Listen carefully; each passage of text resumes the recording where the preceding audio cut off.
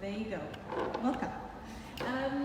For those who are here for the first time, welcome to the Tharawat space. My name is Farida Al-Agami. I have the pleasure of being the moderator tonight with a fantastic panel, as well as being the diversity quota up here. So I'm very happy to be here with you. I run the Tharawat Family Business Forum. This is our home. The Tharawat space is dedicated to the sustainability, innovation, and growth of family enterprises in our region. So the organization exists since 12 years, and our mission is to support the further growth, innovation, and development of the family enterprise in our region. So what happens, and I was just telling our panelists today, what often happens is that in our sessions we come up with questions that family businesses discuss amongst each other, and we just have this feeling that it would be great to share this with a larger audience, and also to invite people that can share a lot of expertise on various topics. So it's a great pleasure to be here with you tonight and to welcome a fantastic panel. I'm very happy that we're streaming this and that we're recording this, because I think the knowledge that I have on this panel is really very interesting. So to my left, we have Haddad, the General Manager of L'Oréal Luxe, L'Oréal Middle East. Then we have Mustafa, Koita, the CEO of Koita, and Gurwan Le Gac, who is the founder and CEO of Shopper Plus. I usually don't introduce the panelists because it's very long and not very interesting when someone else does it. So what I'll do is I'll get started and ask the gentlemen to introduce themselves by starting off with the first question. So when we started discussing this question of the retail of the future, how and where will we shop in the future, we started doing some research, and it was actually very, very interesting to find that there is very confusing and complex information out there. So when we tried to find out who we wanted to have as speakers here, we thought it would be very interesting to kind of have very, very different perspectives. So we have someone here from the luxury retail industry, as well as someone from fast-moving consumer goods, and then we have someone who tries to bridge or to enter or to enhance the retail space by using technology. So hopefully throughout the conversation you'll find that these three perspectives gives a little bit of dimension to a conversation that in itself is actually very complex. So to kick off with the first question, I'd like you to please introduce yourself, and also tell us, how does the future of retail impact your work on a daily basis? So where does this fit into your daily work schedule? Thank you. So I'm Charles. I'm the general manager of L'Oréal Luxury. We're part of the L'Oréal Group, and we have a beautiful and large portfolio of brands, like I'm sure you know that Lancôme, Giorgio Armani, Yves Saint Laurent, and I'm very happy to be here. Thank you for having me. So your question was, how does the transformation that is hitting the retail space today affecting our work, right? So we are from the supplier side. We create products, we market products, and we put products on the market. But then we look very closely to all the transformation of retail, because what's the most important thing for us is the consumers, and we try as much as we can to be consumer-centric and to try to anticipate the trends and where those consumers are going to shop. So for example, if I just concentrate on the retail part and all my consumers go online, for example, I would not fulfilling my mission of being consumer-centric and answering the need of the consumers. But I'm going to keep it short. Hi, thanks. My name is Mustafa, Koita. I started an organic milk company 6 years ago here in the UAE. It's a homegrown brand. We started out with 2 products, and we were just in 2 retailers about 5 years ago. We're now in 13 countries, and we have about 2,000 touch points, both in HoReCa and retail. And we're known for organic milk, lactose-free milk, non-dairy, and we just got into cooking creams as well. In terms of retail, when we started, we were a new player on the block, and we didn't have big budgets. And when we talked to the food retailers here, it was a tough conversation, because they wanted $1 million budget, they wanted listing fees, they wanted this, that. And we kind of walked in and said, hey, listen, you know, we've got 2 SKUs and our marketing budget is, you know, we've got a Facebook page and that's about it. And they sort of laughed at us and stuff like that and didn't really get it 5 or 6 years ago. So what we did, and the way I look at retail and how it's impacted our business is, we were one of the first players or homegrown brands that went into the retail market without a traditional retail budget, but we were very successful because we leveraged the online, you know, whether it's SEO, Google AdWords, or working with the influencers, and leverage that channel to pull demand from the retail. The second part that I would highlight is that we've seen a huge shift to online, and we like it because we can touch our customers, talk to them, listen to them, and communicate with them.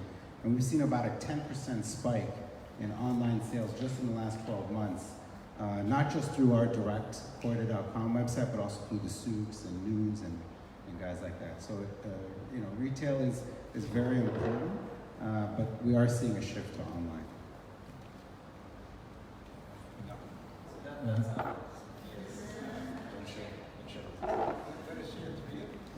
Okay, my name is Gurwan Le Gac. I am the CEO of Shopper Plus, with a mobile application with pushing clients inside stores. We are the first mobile application to reward clients just by walking inside the store. Means if you are walking in one of our partner store, you are just going to get some points, and with these points, getting some vouchers. But not only, we are also providing for any purchase some points, and still this system which is going to provide you some vouchers. We are working currently with La Martina, Petit Bateau, Mint Velvet, and Superdry, and we are currently discussing with 10 other brands who are hopefully going to join us soon. That's it for me. And yes, we are a disruptor. Means we are there to work on and offline, and I think we'll come back on it later. Absolutely, thank you very much. So what we wanted to do with our discussion today is kind of have 2 parts to the main conversation. And I know that many of you yourselves are actually experts in the retail space, so feel free to comment, interact with us. There will also be question and answer time afterwards, after our main discussion, but feel free to interact with our panelists. So the conversation will be put or structured into 2 parts. The first part is we'll try to explore a little bit of how we got here. So what is the path that happened until we got to the status quo, and then kind of move to the conversation of why we're here actually today. What are the elements that are driving us to the next stage, to the future of retail?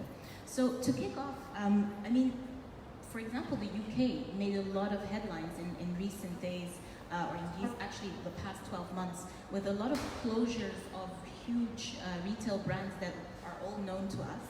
And it's really been coined by large media outlets as the worst year for retail, 2018 being coined as the worst year for retail in the UK, which kind of brought me to the first question for you.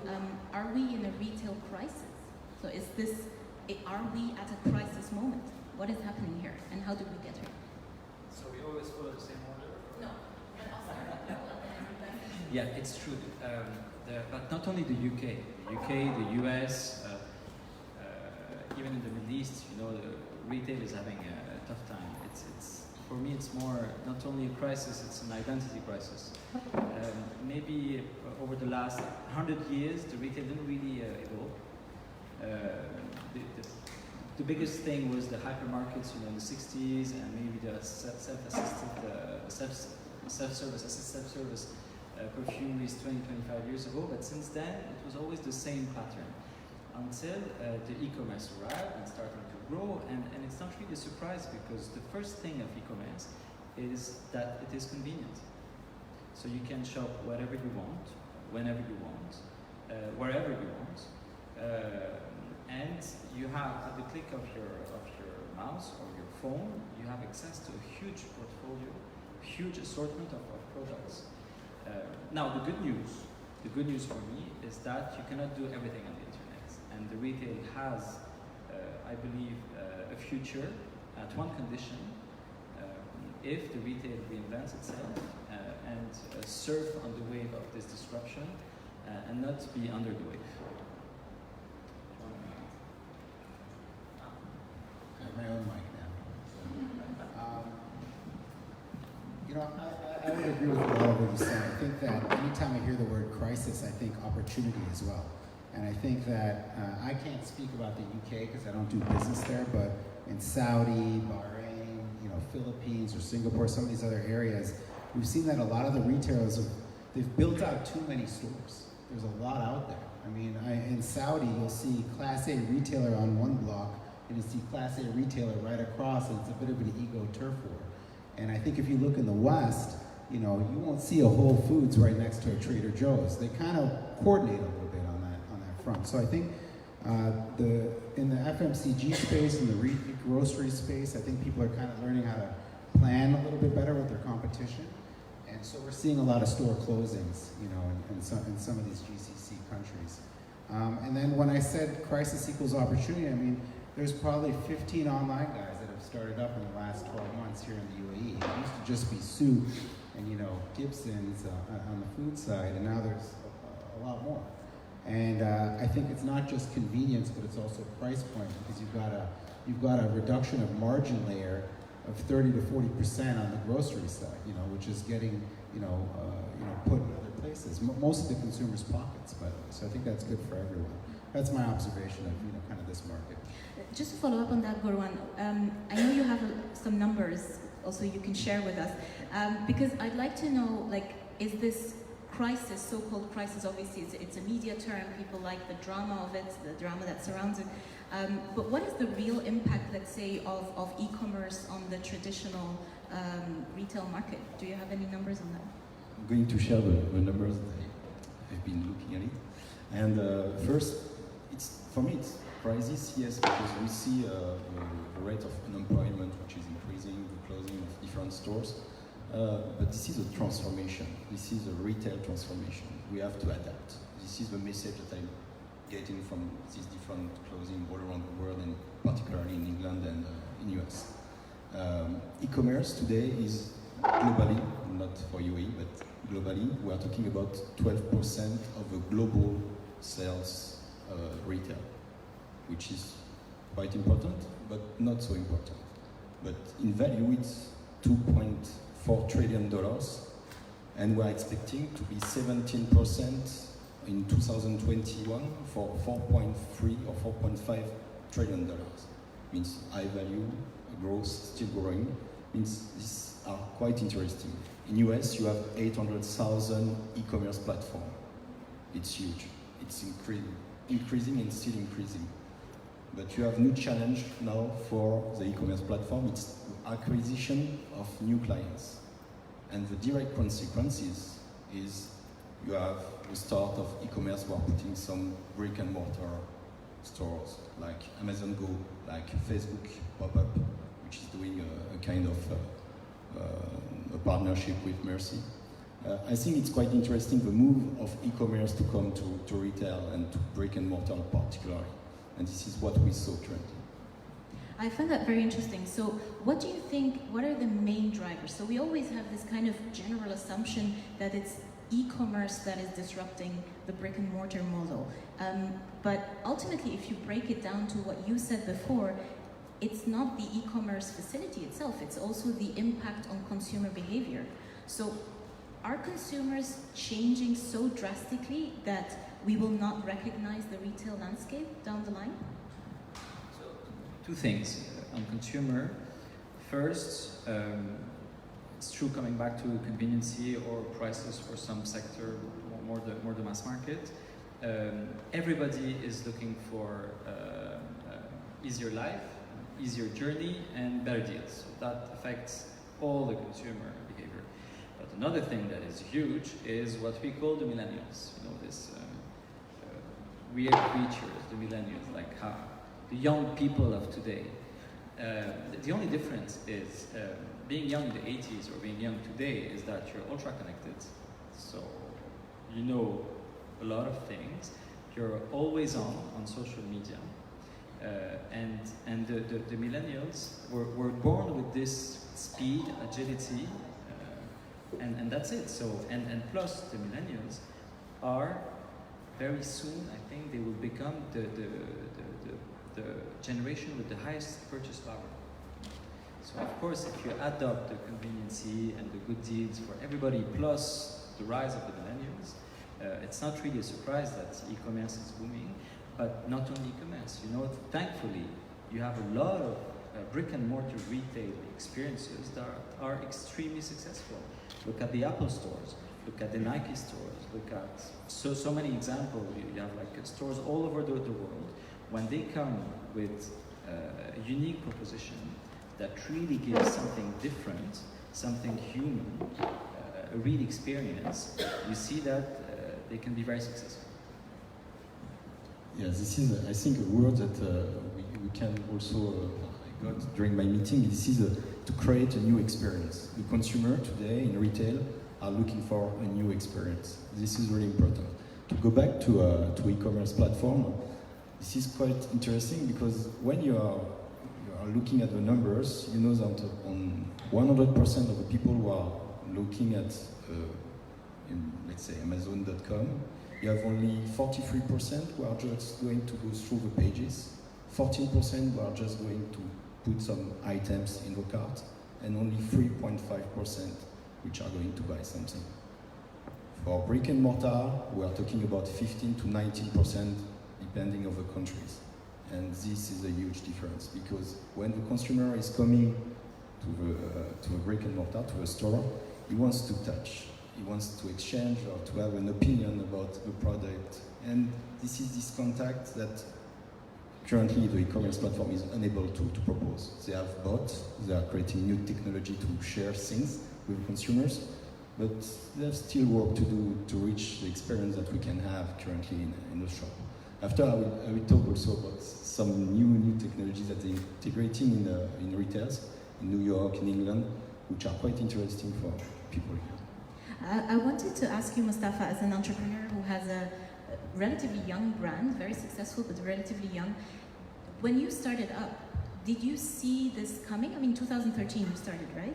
So, which means that's not that far away, which means we were already in this kind of disruptive stage of how to go to market. Did that influence how you built your business model? Yeah, I mean, our go-to-market strategy, look, in the dairy space, if you look at the marketing and the branding and the company's, style, we're very different. I mean, compared to a traditional dairy company, we're now non-dairy too. So I was always very tech savvy. My daughter's on Instagram. She's got stories, so she taught her dad, luckily. And I learned how to sort of use that stuff and Facebook and everything. So when we started, we went straight to social media. And we had a very cavalier approach in our marketing style. And one thing that we learned from a lot, so one of the reasons I think we're successful is we did a lot of market research and we interviewed 1,000 mothers in the region.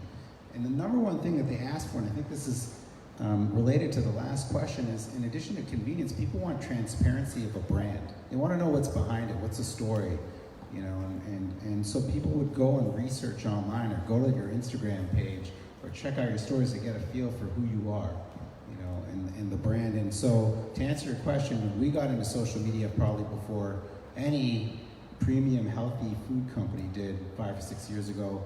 We got in great relationships with the social media influencers kind of when their stock price was just going up. Now they're a little bit more expensive to manage and or to deal with. And I think that was, they're like celebrities now, these guys. So I think that's one of the reasons we were able to kind of leapfrog ahead of traditional brands in our space at the time and become as successful as we did in a short period of time. Which I find very interesting because it does mean that as a young brand, obviously you have the advantage of being agile, you can shift and adjust your business model quickly. For larger brands, that must be a huge challenge. So how do established companies like yours or others, I'm sure you're in touch with other large retail or distribution brands, how do they deal with that? And what happens at the core of a large established company in order to adjust to these market forces? I'm not gonna lie, of course it's more complicated when you're in a big organization. Now it's true amongst all the big organizations, maybe L'Oréal is one of the most agile because we're not considered as a big ship, we're like a lot of little ships, And the culture of L'Oréal is always to have little ships competing with the outside world and with each other as well. So it brings a lot of agility, but still, we are in the process of really working and making this whole mindset evolve as much as we can. Now it's easier on more younger brand or brand that were born at the digital age, like Urban Decay, for example, or Kiehl's, that is a retail-oriented brand. Easier than on bigger brands that are more established with very strong relationship with all the partners and the weight of business that is quite big, whether it's on the brick and mortar or the digital. Luckily enough, as well, we are a company where the average age is quite young. So we have a lot of those millennials working with us, and they are shaking things up in the organization. So we try to keep a young mind. Gurwan, when you deal with these big retailers and big brands, what are some of the comments that you encounter when you try to bring your proposition, which I find, by the way, a very gentle tech proposition, because you are trying to incorporate a digital experience with the brick and mortar experience. So what are some of the comments that might have astonished you in your conversations with retailers, even though you're trying to push people to their stores? I think currently, I speak still about UAE, they are not willing to go to a mobile apps like that. They want to know how many people do you have on your app, which kind of other products or which kind of other brands you are proposing. And from there, they are trying to understand also the concept. This is very important for them, definitely. But most of them are quite reluctant. After, when you get your first brands, they are starting to listen to you, and they want to know more about you, which is quite encouraging. But this is still difficult here in UAE to push the people their mobile app. I think they are more willing to go to e-commerce platform like Namshi, Souk, etc., depending of the premium brands. But some of them are going also to entertainer, near food, and they don't care. It's, they have an interest for to communicate to the mass, not to be specific and to deal with premium consumers. Because obviously, if we look at what's happening in the market in general, we have the two poles, which is the e-commerce and the brick and mortar. But I feel that the conversation kind of forgets everything that happens either between those or at the fringes of those. So, Mustafa, you have a lot of experience in other countries with your brands. Where do you see countries or companies that you feel are not afraid or not reluctant to kind of try new things and try opportunities in the tech space to integrate that into their business model? So I think it's the smaller SMEs. They've got the agility, they've got a younger staff, they have to take risks to try and leapfrog beyond sort of the big company budgets that they're competing against. And I would consider us, we used to be in that category. I mean, we experimented with a lot of things in terms of tech, with social media influencers. When we launched in Singapore, we were able to market to our target demographic through Facebook Ad Manager because we knew what our target demographic was, and we're sitting here in Dubai, promoting and telling them what stores to go to, and it was very successful. So I think that to answer your question, I think it's usually the SMEs. However, the larger companies are coming on board, and they've got a lot of firepower. And once they come on board, they come in strong. I think they're just a little bit slower. But so I think to answer your question, I think everyone is, but the SMEs just have agility on their side. So if we look at really now the future of retail, so I think we've now established a little bit what the status quo is, what some of the kind of reluctant or positive attitudes are that we find in the market. Let's look 10, 20 years ahead. What is the retail space going to look like? Maybe you could pick up on that.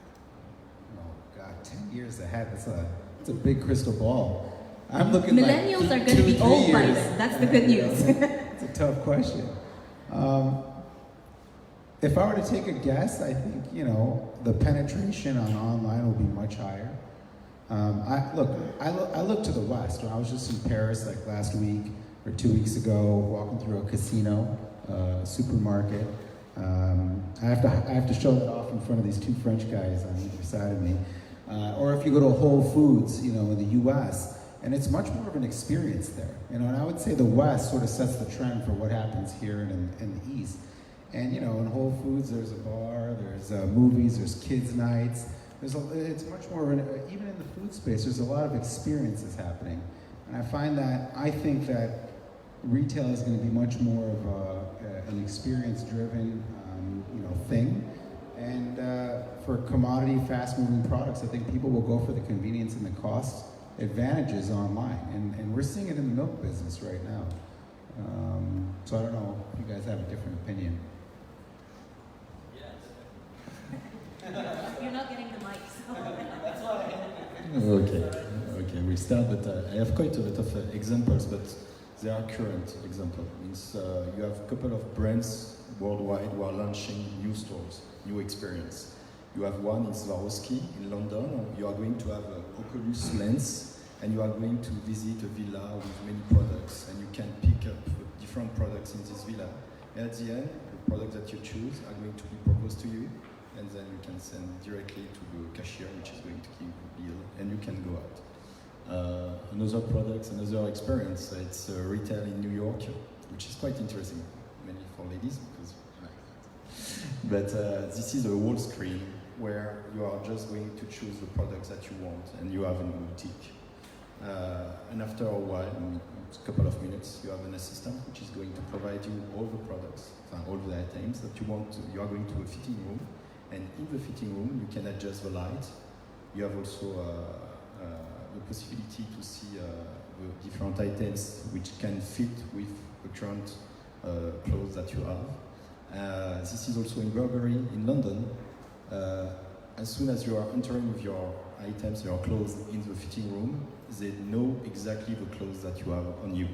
And automatically they suggest different products which fit exactly with what you choose. We have many examples, but in 10 years,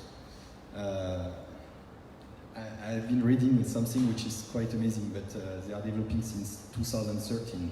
This is a retina lens. They are currently developing with the American Army and others, a retina lens which you are going to put on your eye, and you are going to be connected. It's no more the Google glasses, it's going to be a lens that you are going to put on your eye. Means if you are going to a shop, a store, anywhere else, you will get the information through a virtual reality. Means you will see the different clothes, you will see the different models in front of you, which is going to be a new experience. But they are still working on it. But after we are talking about, the online and the offline, and this is really the future. E-commerce is the present, this is right now. And the different figures that I saw, it's just showing that it's going to slowing down a little. But the future is omni-channel, the online and the offline. When and how you are going to bring your clients to the shop, which kind of experience you are going to share with them in your store. This is where it's the future. This is for me the answer of that. Yeah, I think it's true that you have a lot of, because the future is now, right? What's happening in the retail and the e-commerce, and I think you have a lot of examples, and I agree, technology can really help, experience can really help, but there is a danger for the retailers. I don't know if we have retailers in the room. The danger would be to copycat the e-commerce and the digital world. Because today, the big e-commerce platforms are realizing that at some point, you need human contact. You need something else than just a screen and algorithm to calculate what's the best price and conveniency as well, to be delivered in 2 hours. So they're opening stores, like you said it, Amazon and Whole Foods, everybody. The thing is, if you decide to copycat what's happening online and to put it in the store without putting the consumer at the center of your thinking, then you're testing and learning, which is good as well, but you can be a little bit gimmicky. For example, if you put a virtual mirror, okay, great. create a virtual mirror, you go to a store, and then you can try your clothes. It's great, it's a nice experience. You try it once, twice, but at some point when you go to a store, it's just to feel the fabric and to see if it really fits you. For real, not on a virtual mirror. So technology has to come with a purpose, it has to be very relevant to answer a consumer need. Experience as well. If the experience is linked to the product, what the product does, to really answering something, of course it's great. And there is another thing, so you have technology, great. You have experiences, great. You talked about it, you have community. Because we go to physical places, like today, to be in a community, we have the same, we can have on one subject the same passions. So it's this getting together that is incredibly powerful, and then you can ask the question of data, of CRM, of many things, but at the end of the day, the purpose is community. So the answer is not taking all these cool ingredients and putting them together, is trying to redefine who you are, what's your mission, what you want to offer your consumer, and how you can make this whole journey better, cooler, funnier. For luxury, for example, really feeling something special when you enter stores. It goes from the stores, the design, the relationship, the welcoming, attitude, everything, and really try to build a proposition. And I think once you have this, which was the recipe for many years for many things, we always said the unique selling proposition of the product, of the place, and then only you can, maybe hope to have something that would be successful and maybe sustainable. So technology, if it's relevant, experiences, if they're not gimmicky, community is key. I think these three things are quite important. And to finish, because we talked about data and we talked about consumer centricity, personalization. Personalization is extremely important, I think, everywhere, and even more in luxury. You want to have, and it's a bit ironic because you don't want to share your data, but you want to receive so something relevant, and be proposed relevant product and services. At the end of the day, we all love to feel special and to have a personalized, approach. So personalization is as well key. And to finish, and I give you the mic, I think what you said about transparency is really key, and all the digital tools not only allow you, but oblige you to be more transparent. But this is not only for e-commerce and for the brick and mortar businesses, it's for everything. So if you can link the whole journey together, hence you go to omnichannel, then you can propose a relevant offer for your consumers. It's always dangerous to give the speaker your mic. But no, this is it. This is all Charles has said, exactly. Now, if you really be great, you can. No, I think this is very, very interesting because it leads me to my next question, which is, will retailers in the future have to become big data experts? Like, are half of the employees of a retailer going to have to be data experts? And because personalization, as we expect today, obviously comes with this question of knowing your customer inside out and being able to tailor-make experiences. Maybe, Gurwan, you have any points on that?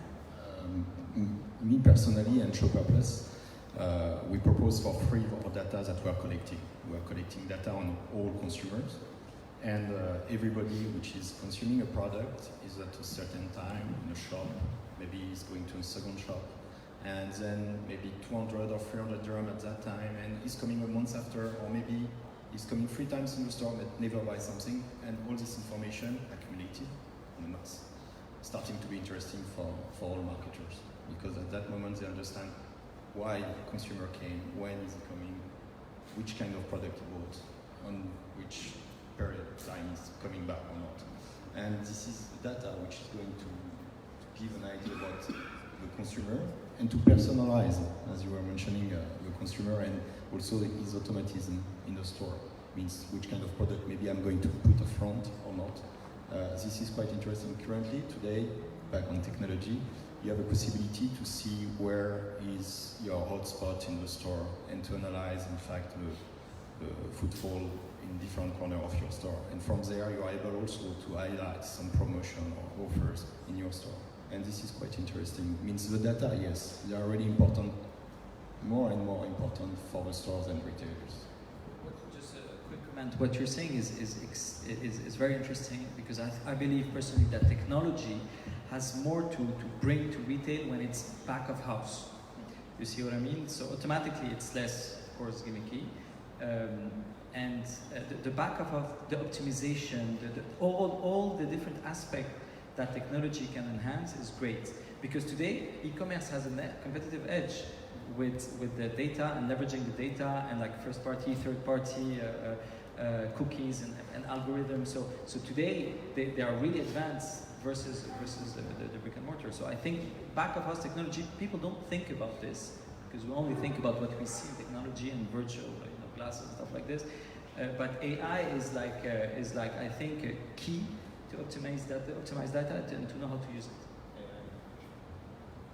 Look, I think everybody needs to be into big data. Everybody needs to follow the personalization sort of wave.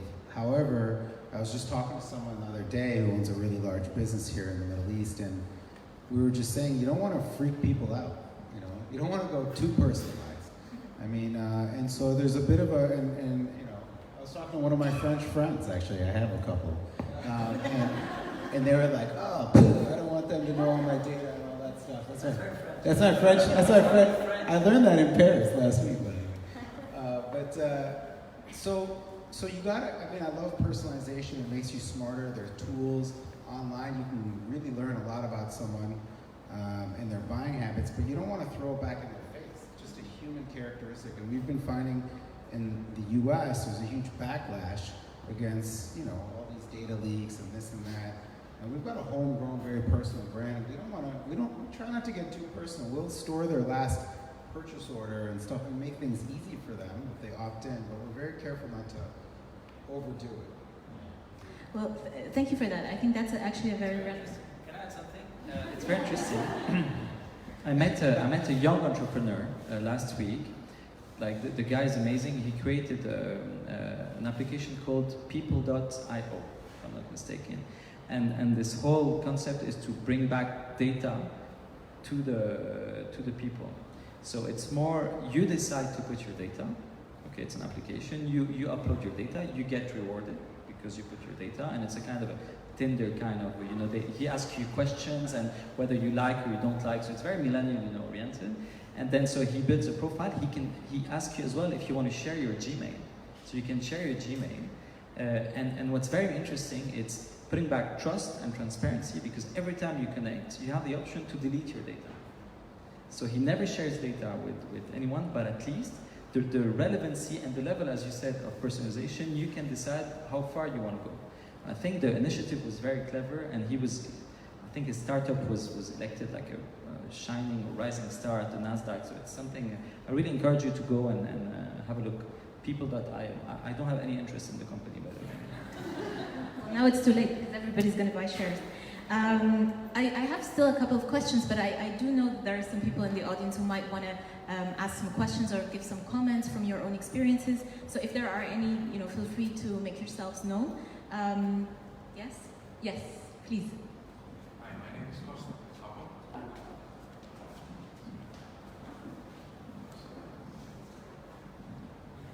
Hi, my name is Costa. I wanted to ask you, in today's world where everything is on the internet, do you think it's easier to discover brands or we are pushed with information for those with heavier marketing budgets, but not necessarily the best brands or the best value for money? If you have any comments. I'm not talking about the influencers, because I think there are too commercial right now, but in general, any advice on, let's say, the consumer side, how we can discover good brands around the world? Any ideas on that?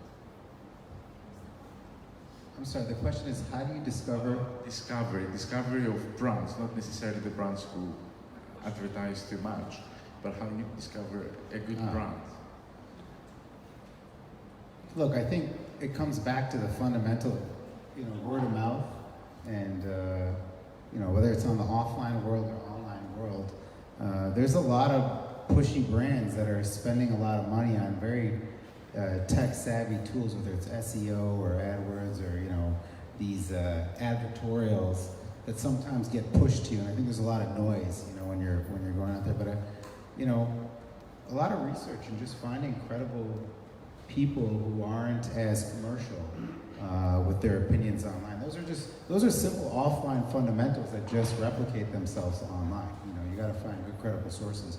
But my daughter, for example, she researches a lot of food products, and she's got a network of friends. She's a part of Facebook group or Instagram group, and she uses those groups to kind of find out word of mouth where the good brands or good products are.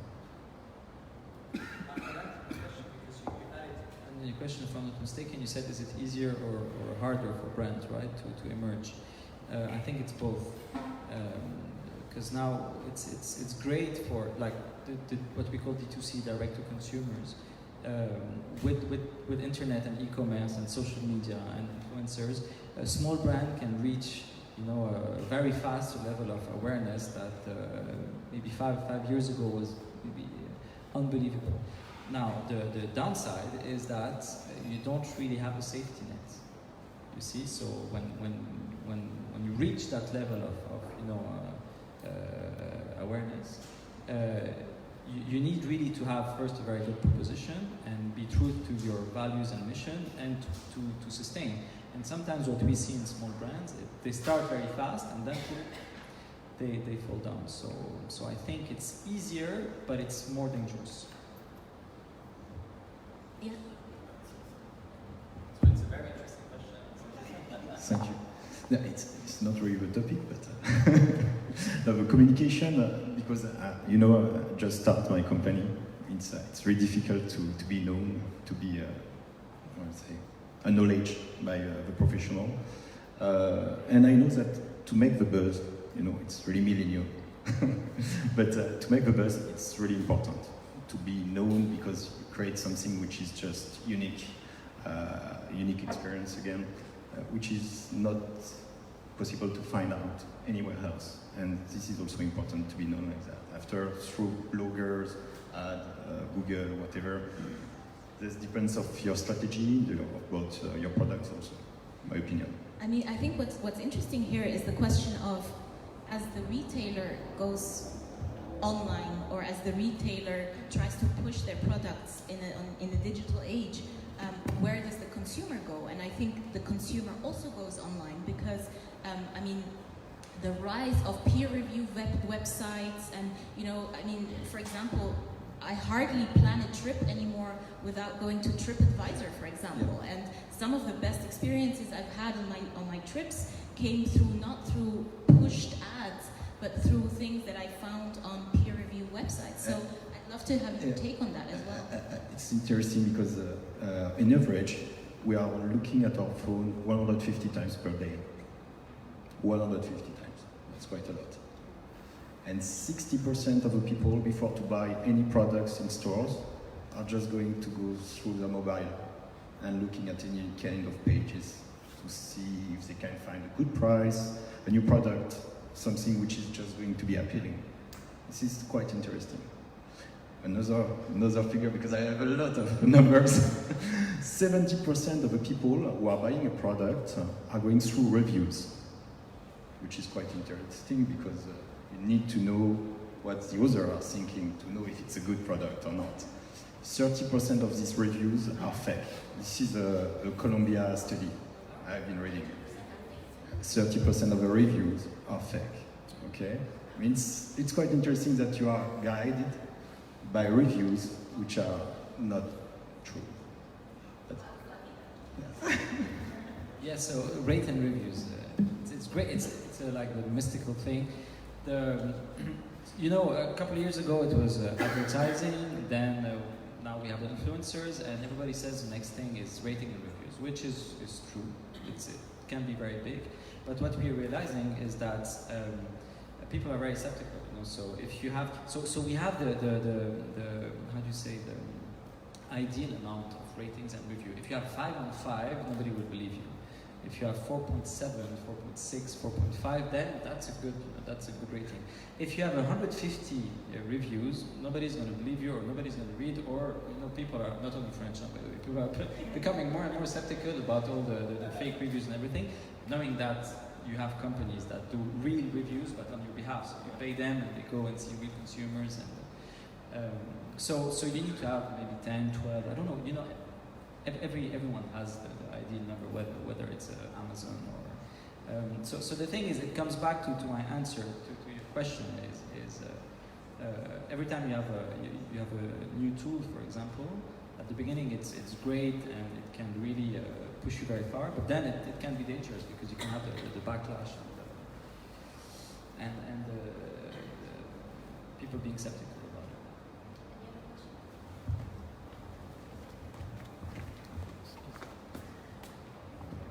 Hi. So I'm from the production side of, as a supplier. So I have a question. I've noticed that in the past couple of years, we've seen that brands have a very limited amount of budget to actually do animations and retail stuff that happens in store, temporary and permanent. But when we go to the store, we see that the same brands are selling the products at the same price, and it's being sold just as much. So what is we're missing out some missing link in between. Just want to know what that is. I'm sorry, I'm not sure I understood. So Yeah. you're saying that you have less budget, but the same Yes, brands are selling at the same Like for price? example, if you're going to a store, Yeah. for example, Urban Decay. Okay. We've got a store, we have people buying stuff from it, right? But when we reach out to the brands, they always say that there's a cut in marketing Okay, I budgets. understand. So what I'm trying to understand is when we go in and Same we price, but maybe not same units. Huh? Revenue is price by unit, so maybe times are tougher and you have the same price, because especially in luxury, there are a lot of product on the grey market, and every product that you can find, for example, on I don't want to name any website, but big websites are not from the official channels. They come from the grey market. They can be fake as well. So the thing is, you took the example of Urban Decay. For luxury brands, we try not to play too much with prices. We don't really like, because then it hits the confidence of your consumer. And then, so the price is the same, but of course, if you have difficult market times and you sell less units, the KPIs of retail, you have of course a number of transactions per day, the traffic, the conversion rate, the number of transactions per day, the average basket, number of units. So in the equation, you have to take as well the number of transactions, number of units. So you can have, I'm sorry, and maybe you reach out to Vindike and they said we don't have budget anymore, but trust me, it's true. The times are being more and more challenging, and what we're really looking at is ROI. ROI for all the activations we do in stores, ROAS, advertising spending, so return on investment, return on advertising spend for everything that we do online. Maybe in the past, business was easier and budgets were bigger. Today it's tougher, but I like when business is tougher, because it really obliges you to really look into the once again, relevancy of what you're doing and the return on investment. Thank you. Thanks.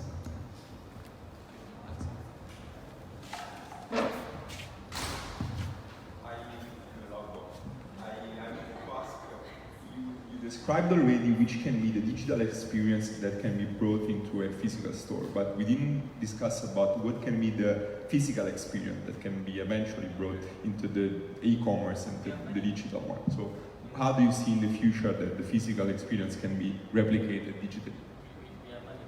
It's phygital, that's for the stores.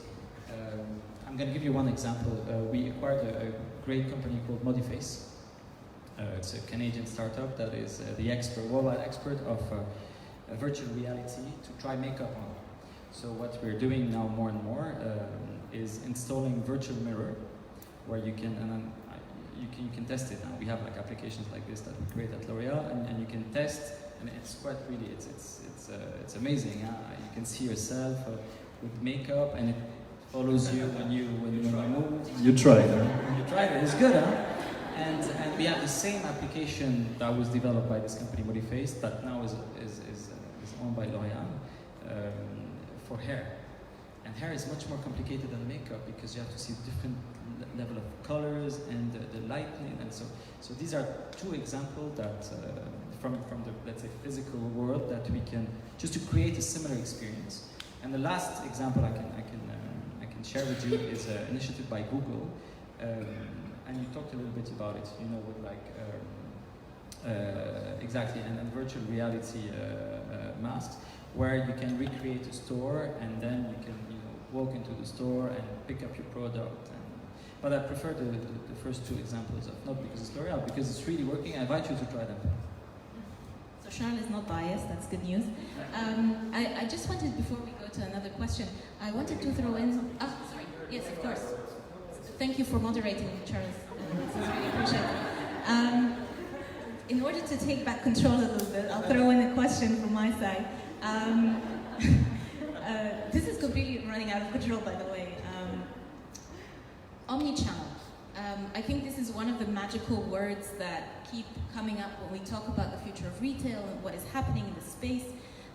What does it mean, and what does it mean maybe to you personally in your business, and kind of what do you think, is it actually a new concept? Because I have my doubts. I think it's been around for a while. So maybe Mustafa, would you like to comment on that? I don't want to get in trouble, but I've heard the word omnichannel so many times. I'm kind of tired of it. And I think it's a buzzword created by the retail industry to kind of connect to the online industry. I think it's a little more black and white for customers. You know, I mean, certain things they're going to buy online, certain things they're going to buy, you know, in a retail environment, for brick and mortar space. If I were to take a stab at what I think omnichannel means, I mean, yeah, there is complementary aspects of both things. You know, you go online to research the product, and then depending on the type of product, you might want to buy that in a store, or you might want to taste a product in a physical location and then buy it online. You know, I think it's pretty simple. You know, I don't think it has to be complicated. You need experts and consultants for it. I look at it in a very simple way. So that's my take on the buzzword omnichannel. I don't want to hear it anymore. I've seen so many reports of that word.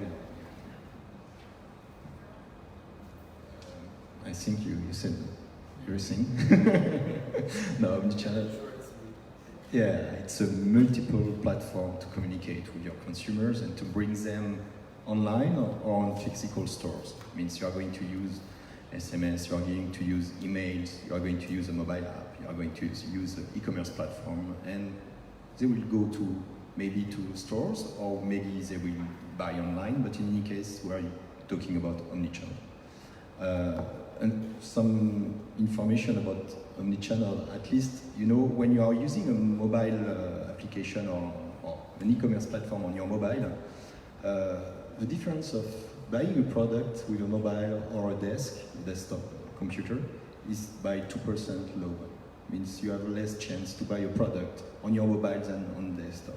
Means after, on the omnichannel, you are going to have a strategy following the products that you are targeting or consumers that you are targeting. And this is quite interesting because each support, each platform has a strategy which is proper to mobile or the app.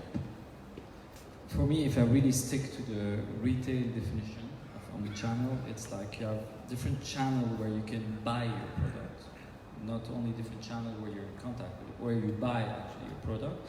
And for me, it makes sense when it's exactly the same retailer that has an online and an offline presence and who creates a seamless experience. So it can be a retailer, it can be a brand, for example, with a standalone boutique and a website, and then it makes sense. Then it's really, when we say omnichannel, it means that you can buy it online, return it in the store, try it in the store, buy it online but from the store and have it delivered to your house. So if you really stick to the definition, it makes sense because it means that wherever you go, you can buy your product and you can have the same level of service, you know, back. So I think we have time for maybe 2 more comments or questions from the audience, if there are any. I think you said everything. Everybody's very convinced with your opinions. I just would like to speak a little about Amazon Go. Sure. I think you heard about Amazon Go, the concept, the store. I don't know if somebody visited Amazon Go in Seattle.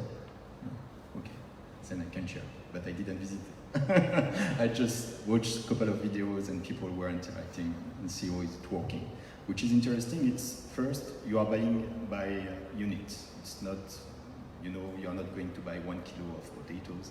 It's only sandwiches, can, bottle, an apple, and you have cells on the roof everywhere. You have a weight sensor on the shelf. You have a push sensor on the shelf. Means as soon as you are taking a product on the shelf, you are going to, the computer is going to see if you take out a product or two or three, if you are putting back or not. And this is managed by blockchain and artificial intelligence. And this is a great concept because it is a seamless payment because you are just scanning at the entry your barcode, Amazon QR code, not barcode, QR code, and at the end you are just leaving the store like that. And you are going to receive 2 or 3 minutes afterwards the ticket or receipt with all your products that you took. That's quite an amazing experience, I think. It's really nice. Absolutely. But after, is it possible to reproduce in all stores, in all retails? No. For fashion, cosmetic, maybe for cosmetic, but for fashion, I don't think so. It's not possible. Too many technology to be integrated, really expensive for the moment. Yeah. It's too simple. I think that's very interesting because it mainly because it pushes me to my final question. No, it's also interesting in general. What is the impact of fintech on the future of retail? And I know that's a whole conversation by itself, but I just wanted to get your insights or your take on, because at the moment the way I see the conversation going is that we have this huge field of fintech where people are being extremely innovative on how we pay, what the currencies of tomorrow, even payment methods of tomorrow, payment swiftness. But somehow I found very little interaction with the retail space in that conversation. So what is your take on this kind of interface, and what will it do for the retail of tomorrow? Hard questions.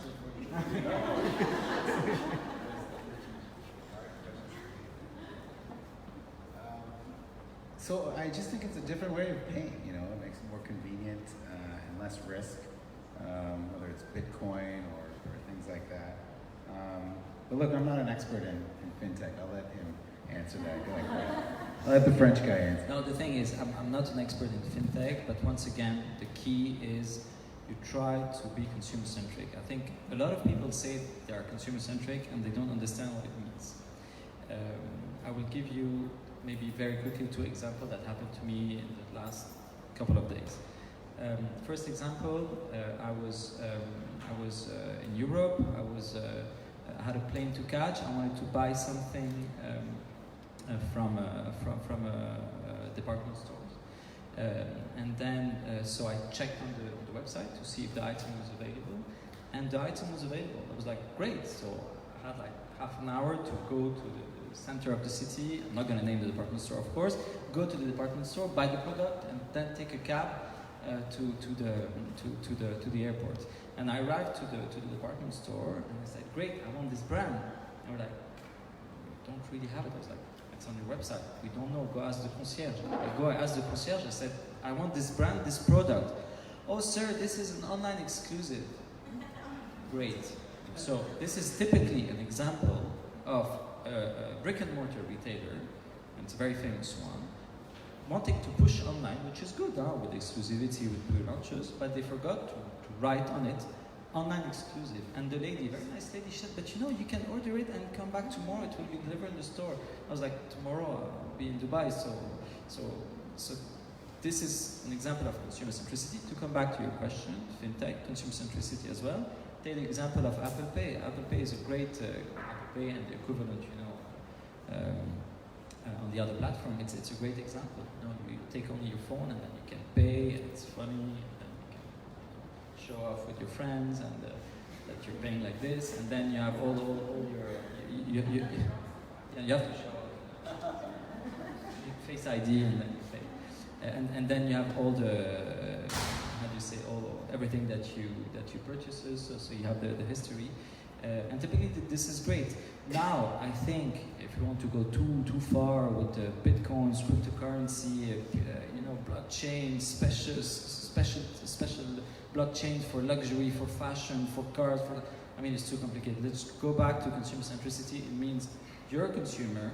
Think with a lot of common sense. If this technology, whether it's finance or anything else, is really doing your life easier, funnier, cooler, that's a good innovation. In Australia, currently in Australia, you have between 60 to 70% of consumers buying products with Apple Pay or another phone. Means it's crazy. You can buy some bread in the street, and you will pay with your phone. You can go to buy a car with your phone. This is possible, and this is what they do there in Australia, which is quite interesting. They are really crazy there for that. Back to cryptocurrency, you have currently some e-commerce platform and even some stores in Europe and US who are accepting already cryptocurrency. The advantage is because you are able with a blockchain to follow where you spend your money, which kind of product you bought also. This is again back to data, what we are gathering with a consumer, because we need to know where, we need to know when, we need to know everything to optimize ourselves. And again, this is maybe extreme in the knowledge that we are acquiring for customers or for clients, but nevertheless, this is more and more needed due to competition which is existing currently with e-commerce platform and the brick and mortar retailers. For what it's worth, in Saudi, Jordan, or Kuwaiti markets, cash on delivery is still the majority of the payments that we get in our online delivery. We have this milkman service, and they pay by cash. And I was shocked. The UAE, the credit card penetration is very high, but in our markets here, cash seems to be still a very relevant payment method. Just an observation. Thank you. I've learned a lot, honestly. I think this was a fantastic conversation, and I wanted you to have the opportunity to maybe leave us all with 2-3 points. If we think back to the main topic of our session today, the future of retail, how and where will we shop tomorrow? So, from your perspective, what would you like to give us on this journey that we're all kind of on together as retailers and as consumers, that you think we should keep in mind, or something that you think will definitely influence the next couple of years in this space? Mustafa? Oh no, that's unfair actually. He had the tough question before. Because you handed it over to him. No, the thing, I'm very sorry, I'm going to repeat myself, but all the big innovations that really that were huge successes were really answering a consumer need. It's basic, but it's the base of everything, like Uber, like Airbnb. I discovered 2 days ago a very cool new service soon in Dubai where you can fill your car. It's called Carrefour, I think. You can fill your car. You have an app. You order a fuel tank, and they come and they fuel your car in front of your. It's true. Huh? In front of your house. So I think it's very cool. You don't have to queue anymore. So putting consumers.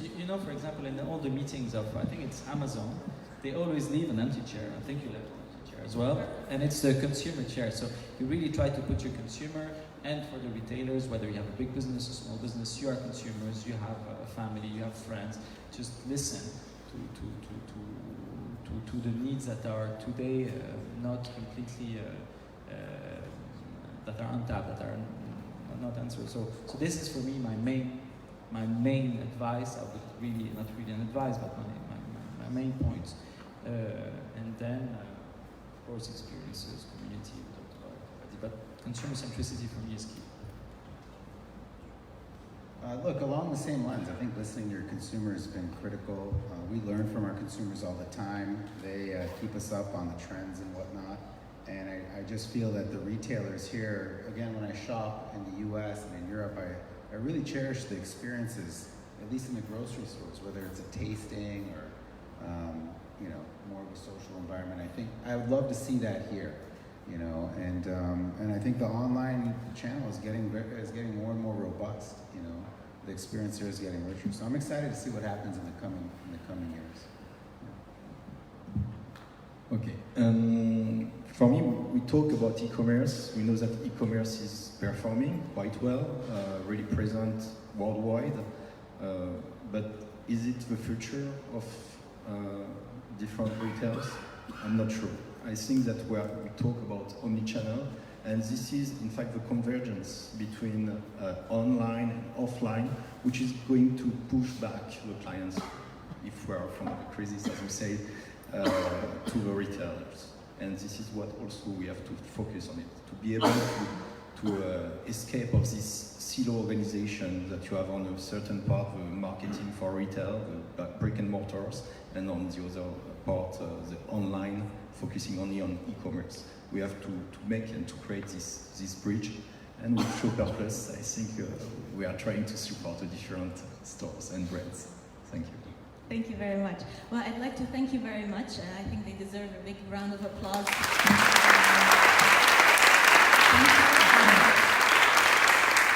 Thank you for all your insights and for sharing this with us. Really, again, the purpose of these short and very intense sessions is really to kind of start these conversations that we believe we need to have in the kind of business space, in the entrepreneurship space. And I'm always very grateful for people to come out, so thank you very much for being here.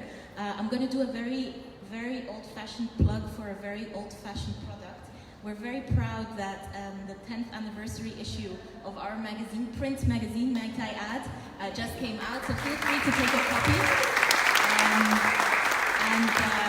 You know, it feels good to have paper in your hands. So after all this discussion of online and e-commerce, sometimes a piece of paper can mean something too. So thank you for coming out. Feel free to hang out and enjoy the rest of the evening here. Thank you so much.